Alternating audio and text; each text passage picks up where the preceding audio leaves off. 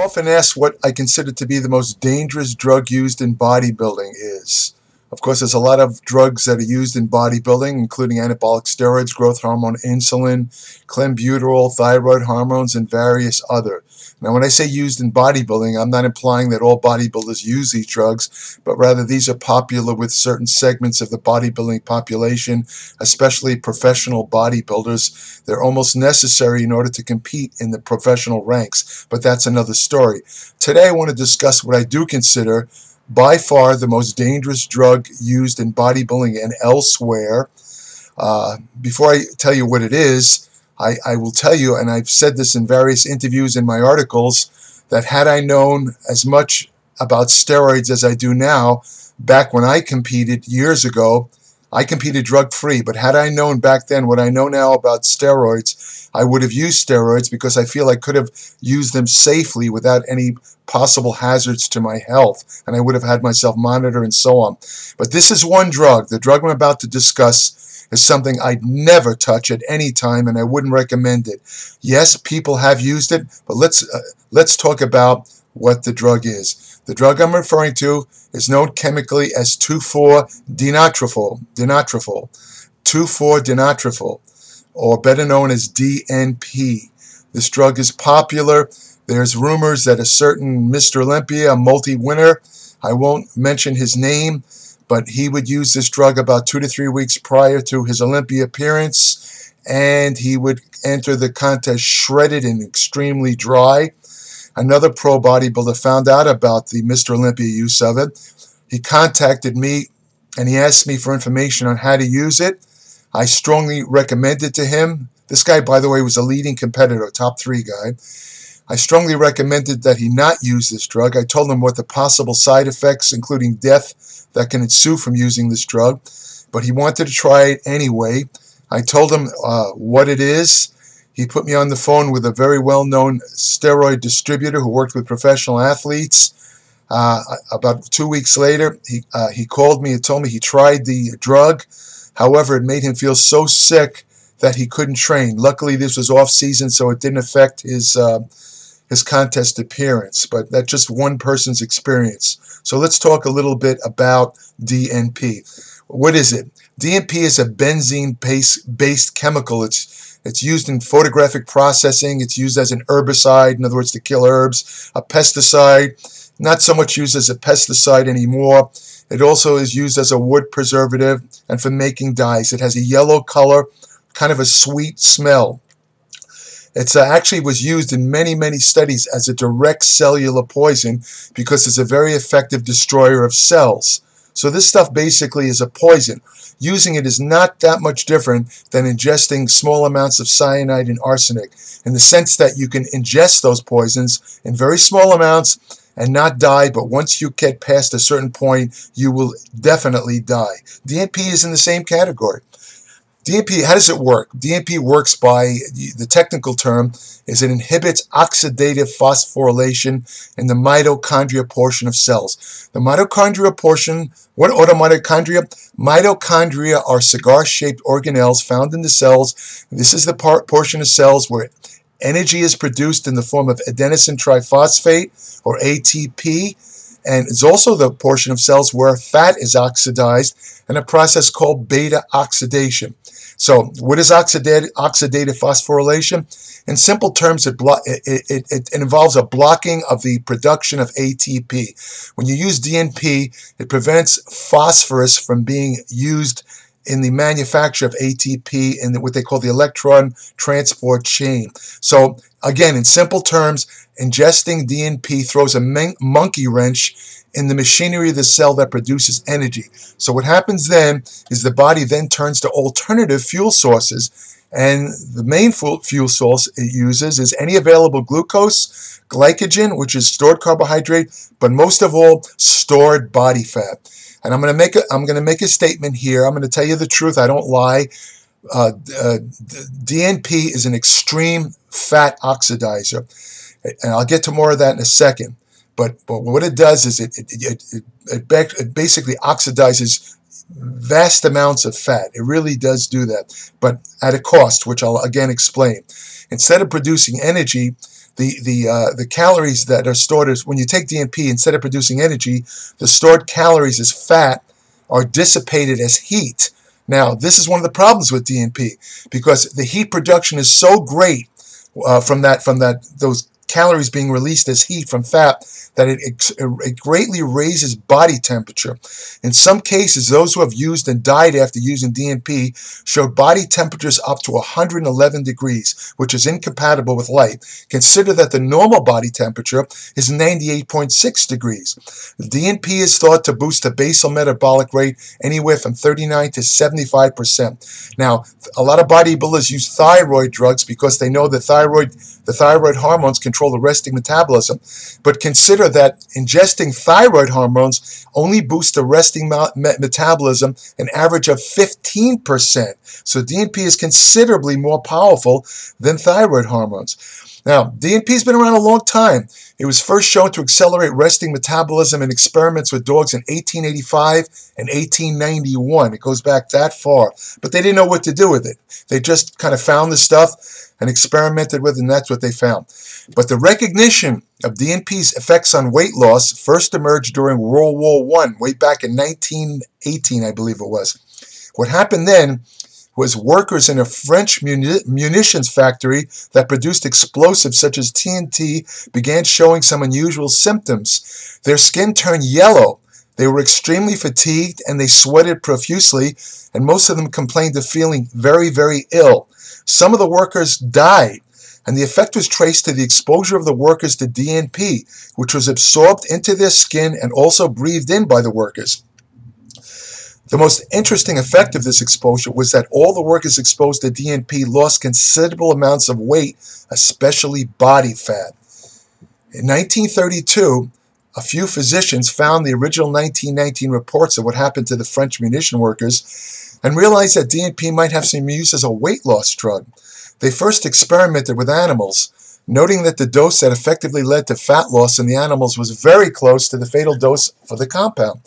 In 1933, 9 obese patients were treated with 3 to 5 milligrams per kilogram of body weight of DNP for 10 weeks. Weight loss averaged 20 pounds with no apparent side effects. By 1934, over 100,000 people had used DNP for weight loss purposes. This led to only 3 fatalities, with 2 of them caused by excessive body temperature. At this time, a doctor decided to experiment with various doses of DNP to determine the optimal dose for fat loss. In other words, nobody really knew how much DNP to take to optimize fat loss without causing side effects. So what he did is he sequestered himself in a San Francisco hotel and was found dead a day or 2 later. Autopsy reports indicated that his internal organs had been cooked from the inside. 2 other physicians reported that 5 of their 18 psychiatric patients who had used DNP suffered from low blood pressure and rapid heart rates. Another report from 1935 told of 170 obese patients treated with a dose of 300 milligrams of DNP for 3 months. They lost about 1.5 pounds a week while on DNP with no exercise. One patient lost 81 pounds, almost all fat. Shortly after that, an epidemic of cataracts began appearing, mostly in women who used DNP for weight loss. Over 164 women were affected, which attracted the attention of the newly formed Food and Drug Administration. Reports showed that doses of 20 to 50 milligrams of DNP per kilogram of body weight could prove fatal.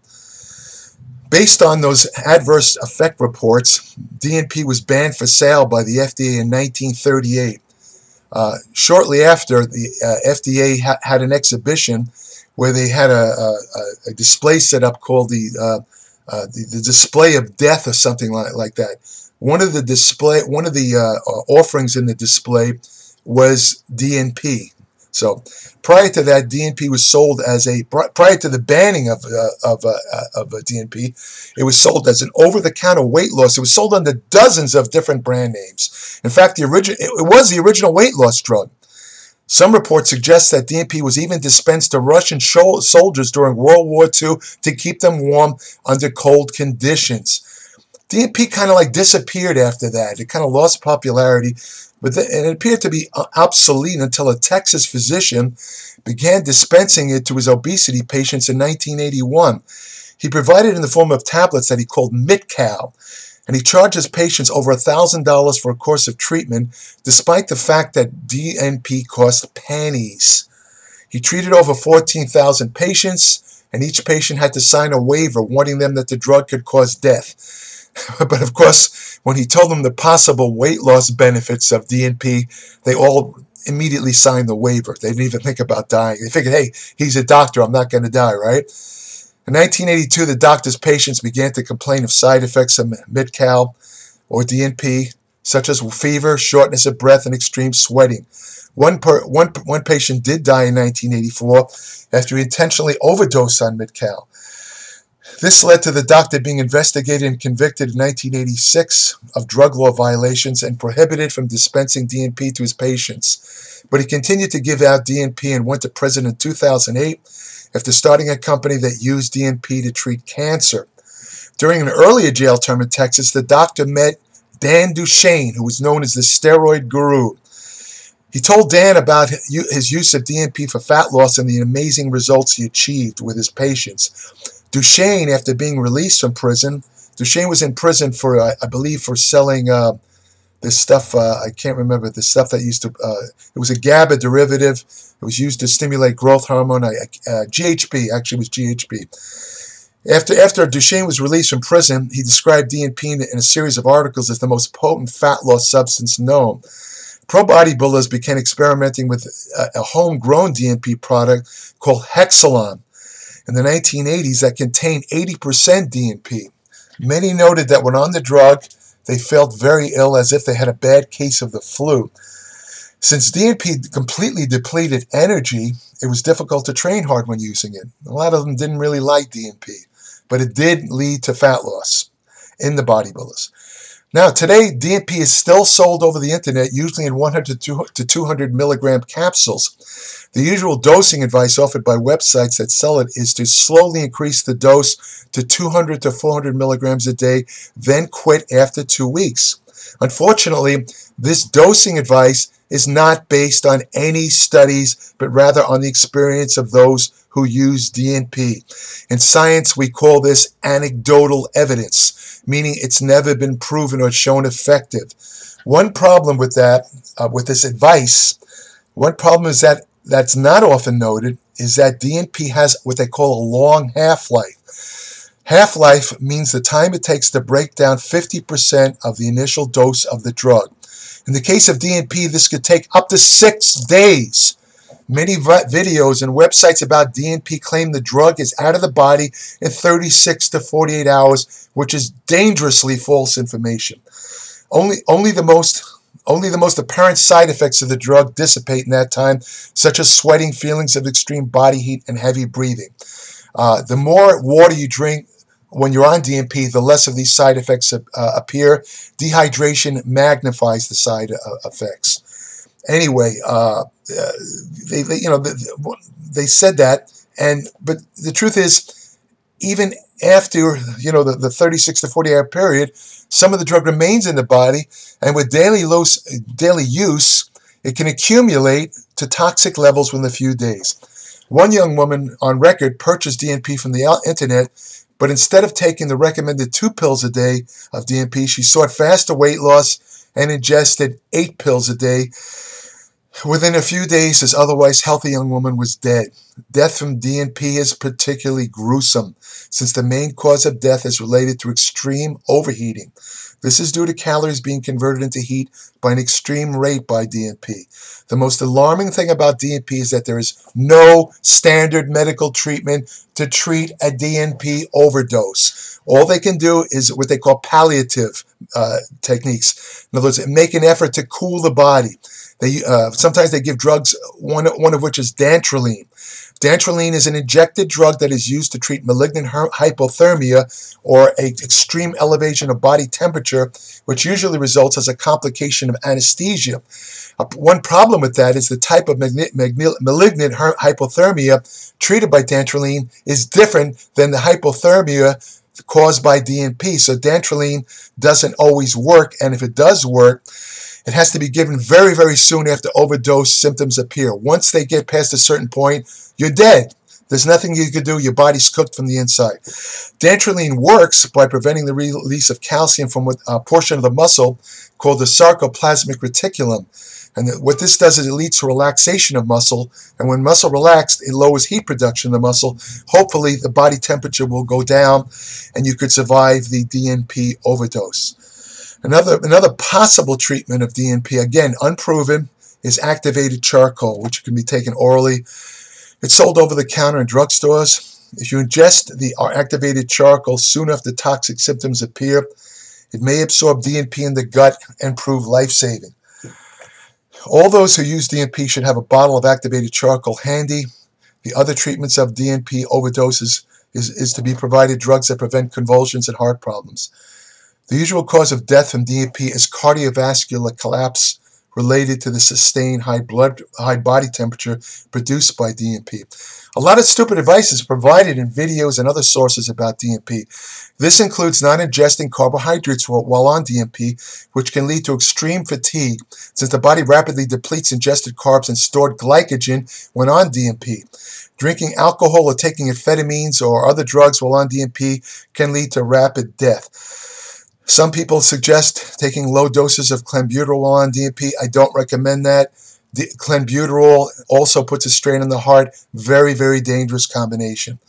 Both potassium and phosphorus accumulate in the body with DNP. Elevated potassium can cause severe heart problems, while elevated phosphorus is toxic to kidney function.